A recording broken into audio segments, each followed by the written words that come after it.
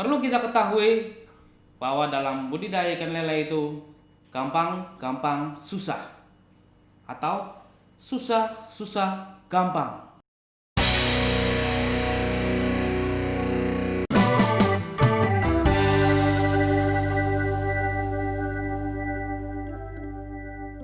Assalamualaikum warahmatullahi wabarakatuh.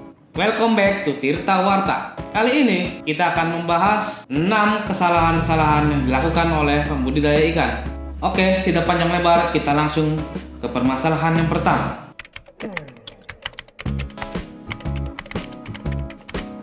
Kenapa kita perlu adaptasi? Atau bahasa ilmiahnya kita sebut dengan aklimatisasi. Aklimatisasi adalah proses penyesuaian organisme untuk bertahan hidup pada lingkungan yang baru.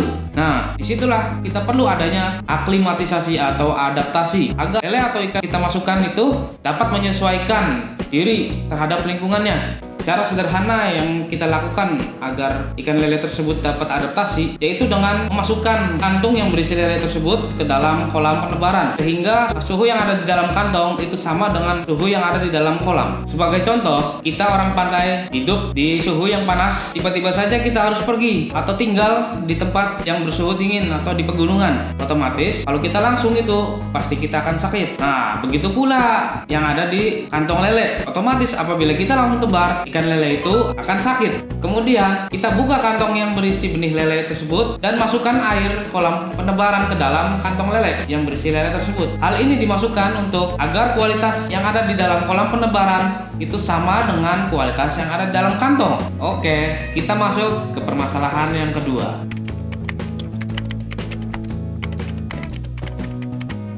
Kenapa pengecekan kualitas air itu sangat penting? Nah, perlu kita ketahui, apakah kita tahu bagaimana keadaan di dalam kolam apabila kita tidak mengecek kualitas air tersebut? Bagaimana pH-nya, bagaimana suhunya, bagaimana amonianya? Apabila kita tidak sering melakukan pengecekan air, kita tidak tahu ikan tersebut hidup di lingkungan yang baik atau tidak. Kebetulan di Dinas Perikanan dan Kelautan Indramayu, pengecekan kualitas air itu dilakukan secara gratis dan kita itu bisa memberikan air sampel ke Dinas Perikanan atau di lab, atau kita memanggil orang lab tersebut melalui rekan-rekan penyuluh agar datang ke lapangan dan pengecekan di lapangan. Oke, kita masuk ke permasalahan yang ketiga.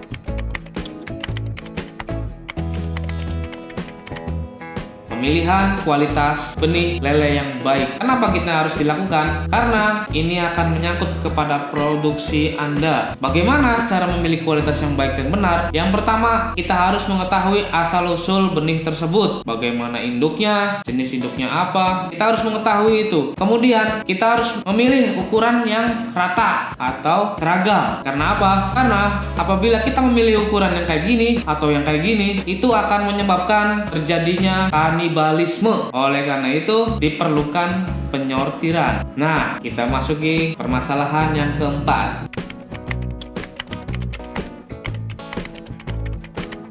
Kenapa kita harus dilakukan penyortiran? Ya, kita tahu sendiri, sortir itu sangat penting. Minimalnya kita dilakukan selama 1 bulan. Kalau kalian lebih sering lagi, 2 minggu lakukan persortiran. Hal ini dilakukan agar ikan yang kita pelihara itu seragam ukurannya. Apabila ukurannya kayak gini atau kayak gini, itu akan menyebabkan kanibalisme, sehingga kita lakukan penyortiran. Permasalahan yang kelima, penggunaan probiotik. Nah, kita tahu ini probiotik dibagi menjadi 2. Yang pertama itu di probiotik untuk pakan dan probiotik untuk lingkungan. Awas ya, jangan tertukar. Masuk ke dalam probiotik pertama. Probiotik pertama itu kita sebut dengan jenis-jenis bacillus atau jenis-jenis yang biasa kita campurkan untuk ke dalam pakan. Apabila jenis probiotik ke dalam pakan dimasukkan ke dalam, langsung kita tebarkan dalam kolam, ini akan tidak memaksimalkan proses probiotik ini untuk kerja. Ya, ibaratnya contohnya kita lagi sakit flu, itu minumnya obat batuk, kan nggak nyambung. Yang kedua itu probiotik untuk lingkungan. Nah, probiotik untuk lingkungan ini biasanya berjenis nitrobakter. Pokoknya mah kalau dalam label itu ada tulisan nitrobakter. Nah, itu adalah probiotik untuk lingkungan, merubah nitrit menjadi nitrat. Nah, ini awas, kalian sudah mengetahui kerja perantara probiotik tersebut, jangan sampai salah beli. Kita masuk ke permasalahan yang keenam. kalau kita lihat di internet itu banyak obat-obat herbal yang diterapkan untuk membudidaya ikan lele. Kalau itu lebih baik, kenapa nggak diikutin? Tahu nggak sih? Apabila kita mengkonsumsi ikan lele yang diobati secara kimiawi tersebut, pengendapan dari bahan-bahan kimia ini akan menyebabkan penyakit kanker, kantong kering.